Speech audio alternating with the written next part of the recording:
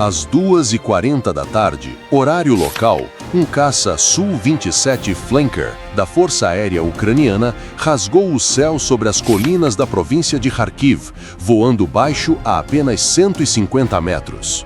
O piloto enfrentava correntes de ar turbulentas enquanto dava olhadas rápidas num iPad preso ao painel da cabine. A tela mostrava as coordenadas GPS de 2 prédios de concreto na vila de Petrivka, onde estavam cerca de 120 soldados russos de uma companhia de fuzileiros motorizados. Esses soldados nem imaginavam o que estava prestes a acontecer.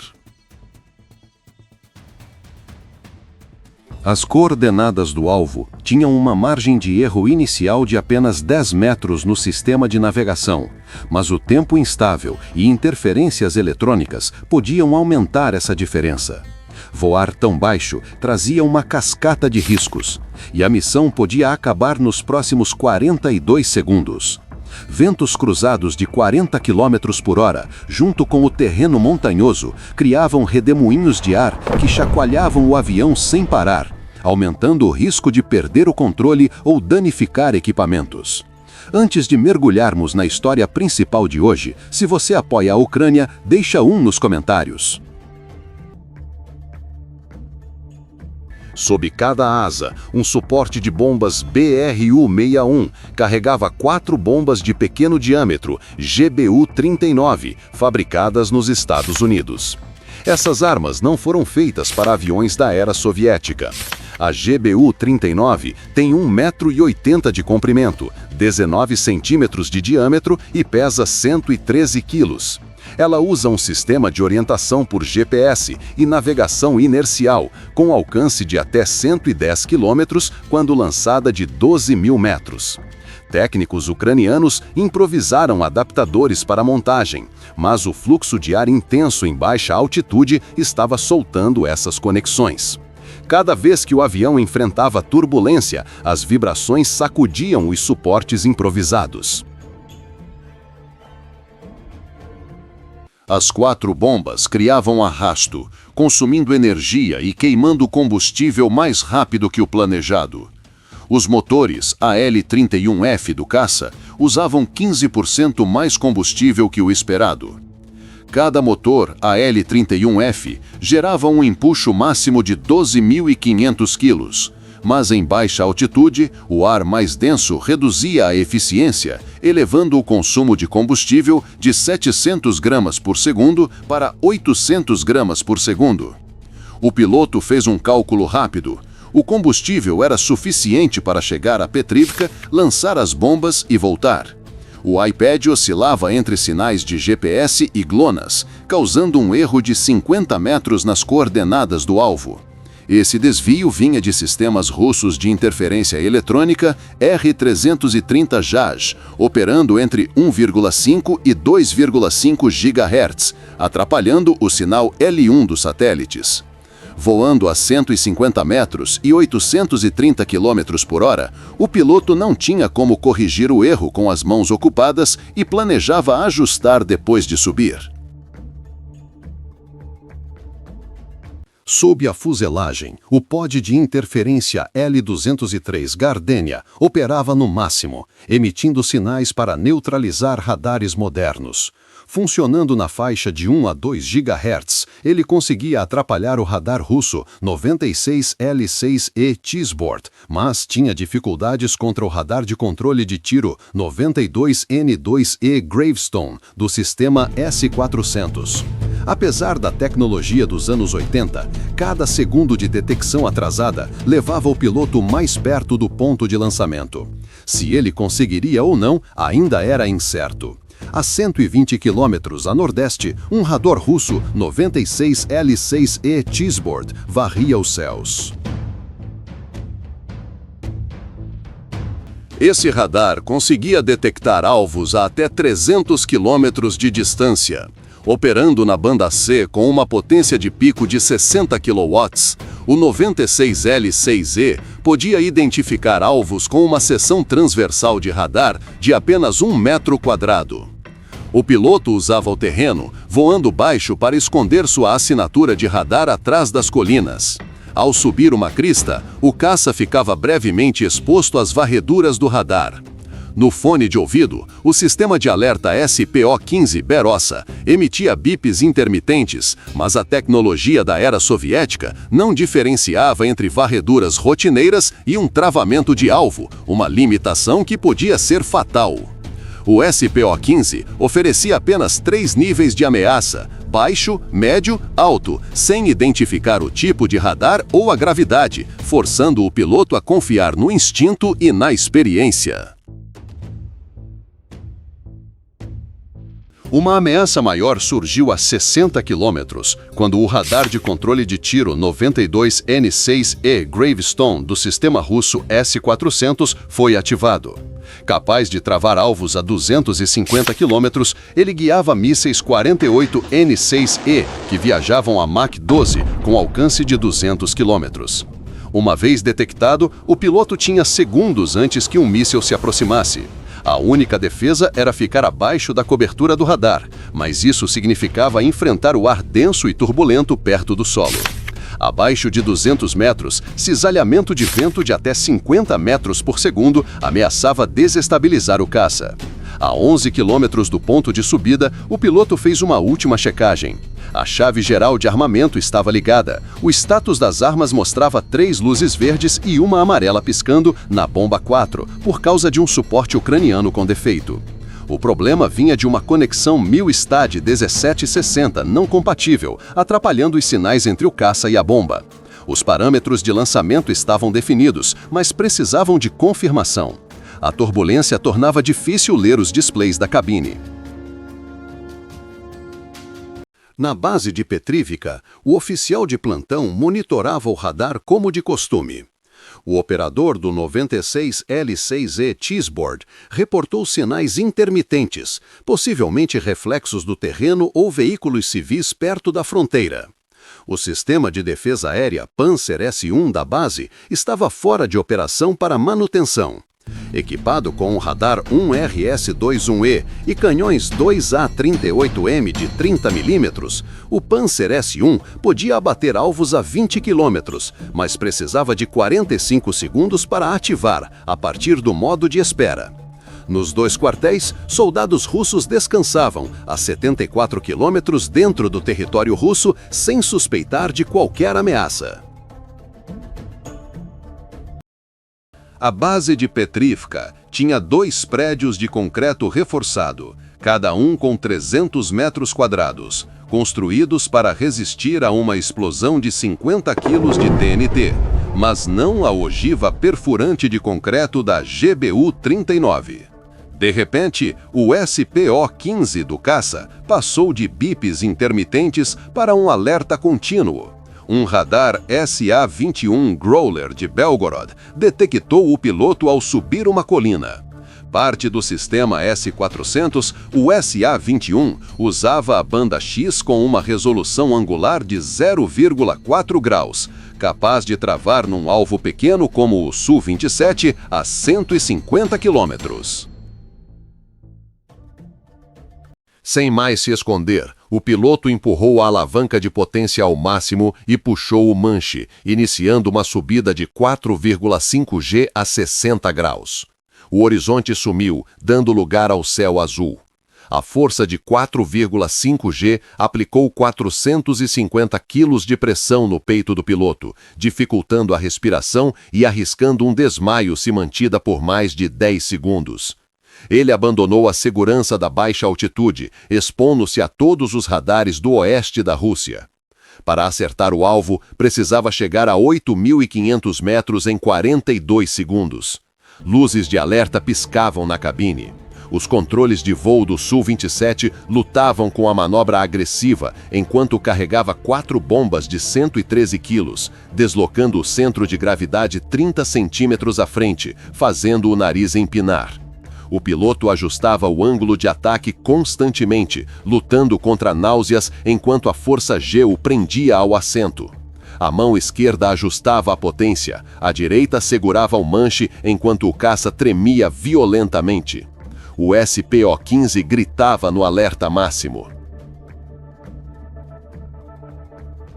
A 32 quilômetros, um míssil 48N-6E foi lançado, subindo a 10.700 metros antes de mergulhar a Mach 12. Com uma ogiva explosiva de 180 quilos, ele podia destruir alvos num raio de 20 metros. O piloto tinha uma chance mínima. No pico da altitude, ele entraria numa zona segura temporária antes que o míssil mudasse para a fase terminal. O tempo era crucial.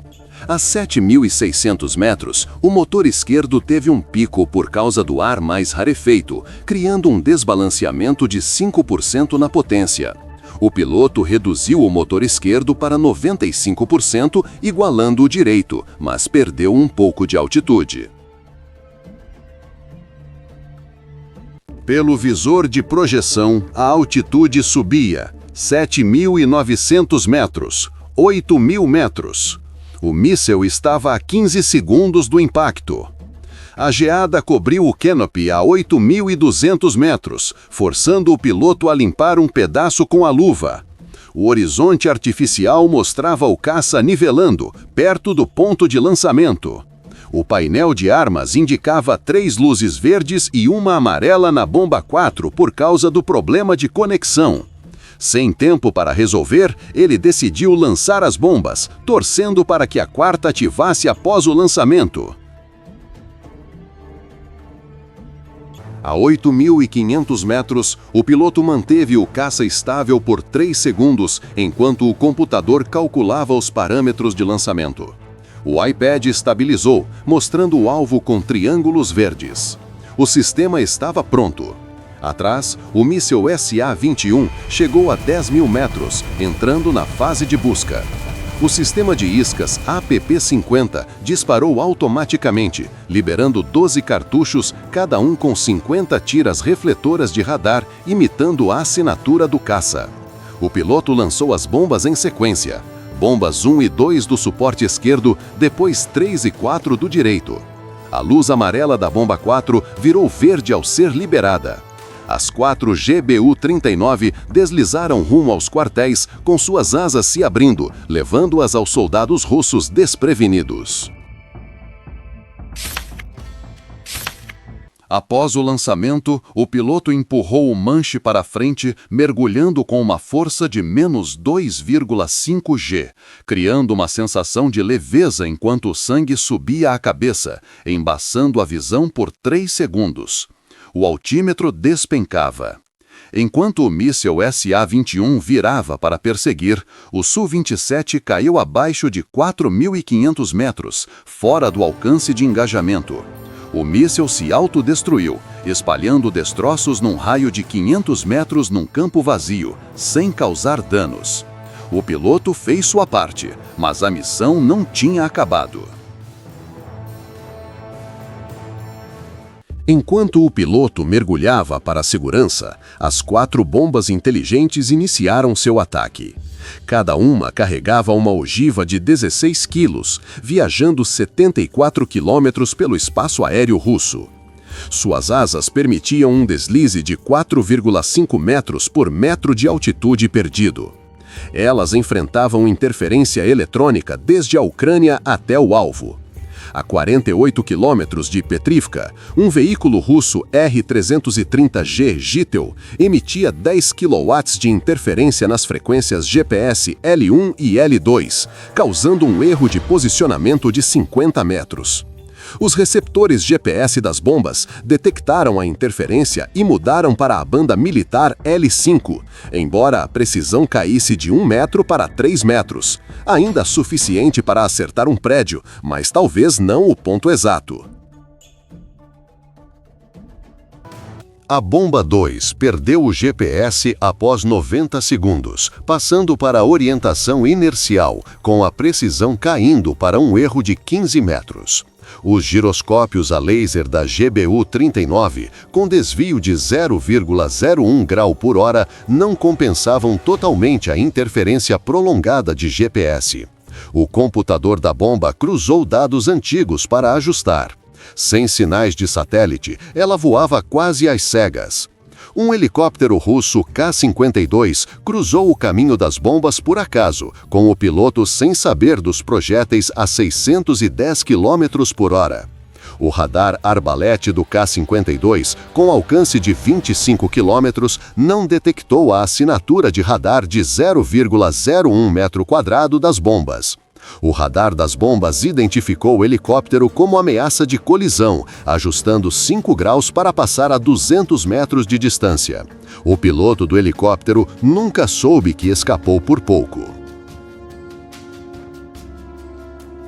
A 2.400 metros, as bombas enfrentaram ventos cruzados de 64 km por hora vindos do oeste, equivalentes à escala Beaufort 8, empurrando-as rumo a apartamento e civis próximos. Sem correção, os ventos podiam desviar o caminho em 100 metros. Os sistemas de controle das bombas trabalharam no limite para manter o curso, com os atuadores da bomba 3 vibrando no máximo. Os atuadores da asa da bomba 3, operando a 50 Hz, tremiam além dos limites de projeto, arriscando falha. A 13 quilômetros do alvo, um radar russo Tor M2U detectou as bombas. Seu radar, 9S-36, podia identificar alvos com assinatura de radar de 0,5 metros quadrados a 15 quilômetros. O operador confundiu os sinais com pássaros, pois pareciam gansos migratórios. Mas pássaros não voam em formação a 640 km por hora. Ele reportou aos superiores, mas era tarde demais. A guerra eletrônica se intensificou. O sistema Gitel aumentou a potência para sobrecarregar o GPS das bombas, mas suas antenas anti-interferência, CRPA, bloquearam 90% do ruído. A bomba 2 recuperou o GPS, embora com um erro de 30 metros, e começou a corrigir seu curso. A 2 minutos do impacto, as bombas desceram a 1.500 metros, perto do alvo. Do solo, eram pequenas demais para serem vistas, silenciosas demais para serem ouvidas. No quartel leste, soldados russos jogavam cartas e conversavam. No prédio oeste, o jantar estava sendo preparado. O quartel leste abrigava 60 soldados, a maioria da 3ª Companhia de Fuzileiros Motorizados, enquanto o oeste tinha 50 soldados e um pequeno arsenal com 200 quilos de munições. No posto de comando de Petrífica, o oficial de plantão recebeu um relatório de 4 objetos aéreos, provavelmente munições guiadas, a 8 quilômetros e se aproximando. Ele acionou o alarme, uma sirene de 120 decibéis ecoando num raio de 2 quilômetros. Mas os soldados tinham apenas 20 segundos para reagir. As bombas continuavam vindo, imparáveis.